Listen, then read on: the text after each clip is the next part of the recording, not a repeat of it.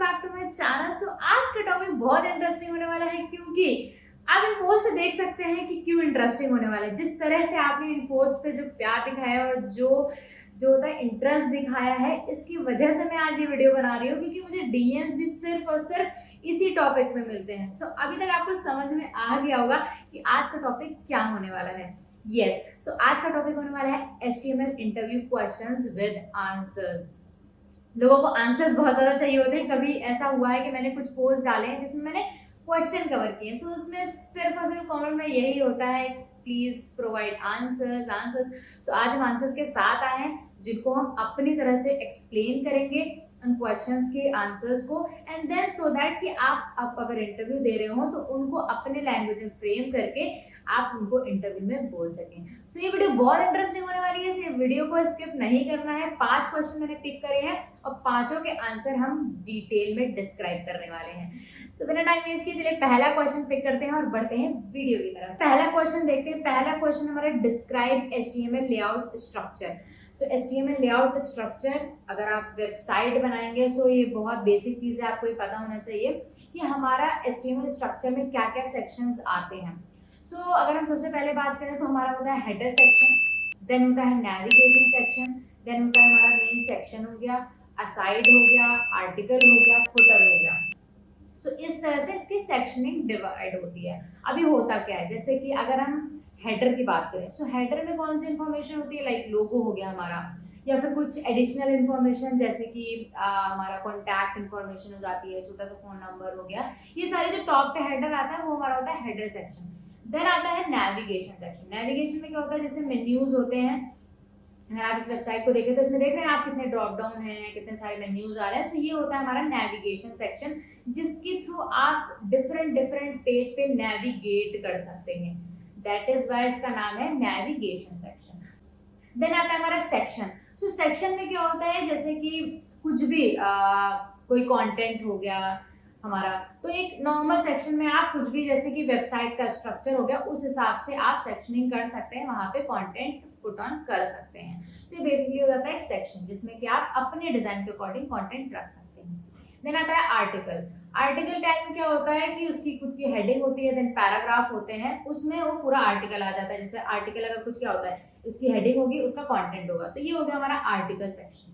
Then आता है aside. Aside में क्या है, साइड। असाइड मतलब साइड बार। तो जो साइड में मेन्यू, जैसे कि आप कोई ब्लॉग ओपन करते हैं तो इधर कंटेंट आता है हमारा, इधर साइड बार आते हैं, कुछ पॉइंट्स हो गए या फिर कुछ छोटा सा कंटेंट हो गया, जिससे क्लिक करके आप किसी पेज पे जा रहे हैं, न्यूज़ लेटर हो गया। इस तरह के जो साइड बार में आता है वो हमारा कवर होता है असाइड में। ओके, देन आता है हमारा फुटर। तो फुटर आप कैसे भी, स्मॉल फुटर भी होता है हमारे, एक बड़ा फुटर होता है जिसमें कि आप बहुत सारे मेन्यूज कवर होते हैं, एड्रेस होता है हमारी, डिटेल्ड मतलब हमारा डिटेल फुटर भी होता है और स्मॉल फुटर भी होता है। सो बेसिकली इसमें हमारे जो मैंने बात करी एक बार फिर से रिवाइज कर देते हैं। हेडर सेक्शन हो गया, नेविगेशन सेक्शन हो गया, देन हमारा सेक्शन आता है, उसके बाद हमारा आता है आर्टिकल सेक्शन और उसके बगल में आता है असाइड, असाइड के नीचे हमारा आता है फुटर। तो इस तरह से हमारा HTML का जो स्ट्रक्चर, जो लेआउट होता है वो बनता है। सो होपफुली अभी क्लियर हो गया होगा। साइड में मैंने एग्जांपल्स भी दिखाए और बोल के भी बताया, तो वो फुली क्लियर हो गया होगा।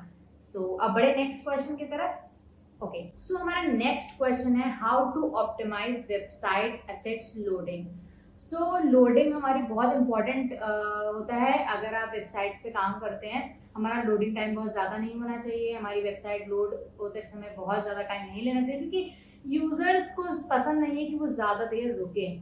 आप भी कोई वेबसाइट ओपन करते हैं, अगर वो बार बार रिफ्रेश होती, सर्किल होती रहती है, तो इरिटेट होकर आप क्लोज कर देते हैं।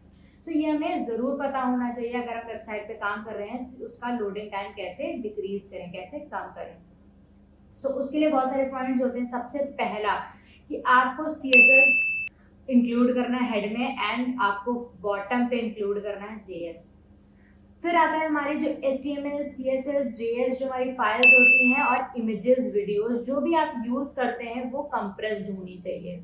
वो ऐसा नहीं कि बहुत ज़्यादा साइज, हैवी साइज होनी चाहिए, तो ये सारी हमें कंप्रेस्ड यूज़ करनी चाहिए। रिड्यूस HTTP रिक्वेस्ट, इनको हमें रिड्यूस करना चाहिए। जैसे कि अगर आपके पास 5 CSS हैं एंड 4 JS है, तो आप क्या करेंगे, ये इतनी बार आएगा, तो आपको क्या करना है, कंबाइन करके इनको एक फाइल में कर देना है, उससे भी स्पीड इंक्रीज होती है, क्योंकि वो बार बार 5 बार रन करेगा। इट्स बेटर अगर कंबाइन हो जाएगा तो एक हो जाएगा, ठीक है। सो जैसे कि क्या होता है, हम बहुत सारे फ्रेमवर्क इंक्लूड कराते हैं, जैसे कि अगर हमें कुछ चीज़ चाहिए होती है लाइक बूटस्ट्रैप, और बहुत सारे फ्रेमवर्क होते हैं, अगर हमें स्लाइडर बनाना है, तो इस तरह के डिफरेंट डिफरेंट फ्रेमवर्क्स आते हैं जो कि हम इंक्लूड कराते हैं। सो उसके लिए हमें क्या करना है, इंस्टेड ऑफ को पूरा कॉल करने की जगह पे आप CDN का यूज़ भी कर सकते हैं। CDN से क्या होता है कि उसकी जो हैवी फाइल्स होती हैं, क्योंकि जब आप कोई भी इंक्लूड कराते हैं तो उसमें JS भी होती है, उसमें CSS भी होती है, सो वो सारी फाइल्स होती है, तो आपको सारी ऐड करनी है, चाहे भले ही आप उसमें से 2 यूज़ कर रहे हो, राइट। तो आप CDN इंक्लूड करा सकते हैं, या फिर आप लोडिंग टाइम पे उनको रन करा सकते हैं उन फाइल्स को। और भी बहुत तरीके होते हैं, ये कुछ तरीके हैं, सो आप इनको मतलब इनको कंसिडर कर सकते हैं, और बाकी और भी हैं, सो उनको आप और भी पढ़ सकते हैं। सो ये कुछ थे जिनसे आप अपनी वेबसाइट का जो स्पीड है, लोडिंग टाइम है, वो इम्प्रूव कर सकते हैं। सो होपफुली क्लियर हो गया होगा। बढ़ते हैं नेक्स्ट क्वेश्चन की तरफ। सो अब बात करते हैं थर्ड क्वेश्चन की। थर्ड क्वेश्चन है हमारा, what is the difference between B tag, strong tag and EM and I tag. So ये बहुत कंफ्यूजिंग होता है लोगों के लिए, क्योंकि इनका जो आउटपुट होता है वो सेम आता है। कैसे? सो सबसे पहले हम बता देते हैं, ये जो चारों टैग हैं ये हमारे सेमांटिक टैग के अंदर आते हैं। अब हम बात करते हैं बोल्ड एंड स्ट्रॉन्ग टैग की। सो बोल्ड टैग हम यूज करते हैं to style any particular text. अगर हमें किसी पर्टिकुलर टेक्स्ट को स्टाइल करना है, बोल्ड करना है, then we use B tag. Okay, अब बात करते हैं हम स्ट्रॉन्ग। सो इसका नाम देखिए, स्ट्रॉन्ग मतलब ये क्या है कि ये हमारा इंस्टेड ऑफ स्टाइलिंग, ये हमारा वर्ड की मीनिंग पे फोकस करता है, वर्ड की इंपॉर्टेंस पे फोकस करता है, उस इंपॉर्टेंट वर्ड को हाईलाइट करता है। आउटपुट दोनों का सेम आता है। अगर आप स्ट्रॉन्ग टैग यूज करेंगे तो भी वो टेक्स्ट बोल्ड आएगा, अगर आप बी टैग यूज करेंगे तो भी वो बोल्ड ही आएगा। बट हमारा बी टैग का कोई मीनिंग नहीं होता है, वो सिंपली स्टाइलिंग के लिए यूज होता है। बट स्ट्रॉन्ग टैग ब्राउजर के लिए यूज होता है, ब्राउजर उसको रीड करता है, एंड वो हम पर्टिकुलर यूज करते हैं अगर हमें किसी पर्टिकुलर वर्ड को इम्पॉर्टेंट दिखाना है, वर्ड पे फोकस करना है, then we use strong tag. तो ये होता है बेसिकली दोनों में डिफरेंस। अब सिमिलरली हमारा, अगर हम आई टैग एंड EM की बात करें, सो आई टैग यूज होता है to make text italic. Okay, अब हमारा दूसरा है emphasize, EM tag, that means emphasize. वो किस लिए यूज होता है? वो ब्राउजर के लिए यूज होता है। उसका मीनिंग होता है किसी पर्टिकुलर टेक्स्ट को, कंटेंट को एम्फसाइज करना हो, then we use EM tag. So अभी क्लियर हो गया होगा। सो अभी बढ़ते हैं नेक्स्ट क्वेश्चन की तरफ, जो कि है question number 4। So fourth question है, is it possible to change an inline element into an block level element? So आपको क्या लगता है? आप मुझे कमेंट में बता सकते हैं बिना वीडियो पहले देखे। Yes, you can totally change the inline element to block element. कैसे करेंगे? With the help of CSS। So CSS की प्रॉपर्टी होती है display. So with the help of display property, you can change the inline element to block level element easily. So इनके जो detail, जैसे हमने बहुत सारी डिटेल वीडियो भी बना रखे हैं इन पर्टिकुलर टॉपिक पे, उनकी लिंक आपको सबकी डिस्क्रिप्शन में दे देंगे। सो उन पर्टिकुलर टॉपिक पे अगर आपको कोई कंफ्यूजन होता है, सो आप उनकी डिटेल वीडियो देख सकते हैं। सो अब बढ़ते हैं question number 5, that is last question. और लास्ट में बहुत इंटरेस्टिंग बात बताने वाले हैं, इन सारे कंटेंट को आपको एक जगह कहाँ मिलेगा, कैसे मिलेगा। सो बढ़ते हैं 5th क्वेश्चन की तरफ। 5th क्वेश्चन है हमारा, what is the purpose of using alternative text in images? So आपको क्या लगता है ऑल टेक्स्ट का यूज क्यों करते हैं? आप पहले नीचे कमेंट में बता सकते हैं। सो चलिए हम देखते हैं।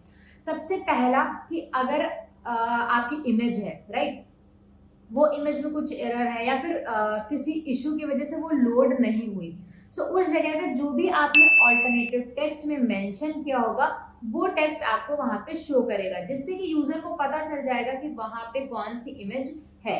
सो इसमें हेल्प करता है। नंबर 2, आपके SEO में हेल्प करता है, आपकी वेबसाइट को रैंक करने में हेल्प करता है, वो इमेजेस रैंक करने में हेल्प करता है। इसीलिए हमें जो ऑल्टरनेटिव टेक्स्ट होते हैं बहुत ही एक्यूरेट देने चाहिए, बहुत ही मीनिंगफुल देने चाहिए, जो कि आपकी इमेजेस को रिप्रेजेंट करे, राइट। थर्ड वन हमारा है एक्सेसिबिलिटी के लिए यूज होता है। लाइक जैसे कि बहुत सारे पर्सन है जो देख नहीं सकते हैं, इस तरह से, तो उनके लिए क्या होता है कि हम लोग यूज करते हैं ऑल्टरनेटिव टेक्स्ट। वो क्या होता है, जो देख नहीं सकता है, जैसे वो जो हमारी वेबसाइट होती है उसको वॉल्यूम के थ्रू उसको रीड करते हैं। सो इससे ये उनको पता चल जाएगा कि वहाँ पे एक्चुअल इमेज क्या है। इसीलिए हमारे इन रीजंस की वजह से हमें जो हमारा ऑल्टरनेटिव टेक्स्ट है वो बहुत ही एक्यूरेट एंड जो हमारी इमेज हो उसी की तरह यूज करना चाहिए। सो ये थे हमारे 5 questions, HTML question answers. Hopefully समझ में आ गया होगा। अगर आपको ऐसी और वीडियो चाहिए, क्योंकि मैंने बहुत सारी पोस्ट बना रखी है इंस्टाग्राम पे और सब पे आपने बहुत इंटरेस्ट दिखाया है, सो अगर आपको ऐसी और वीडियोस चाहिए तो आप हमें नीचे कमेंट में बता सकते हैं, हम ऐसी वीडियो और भी शूट करेंगे।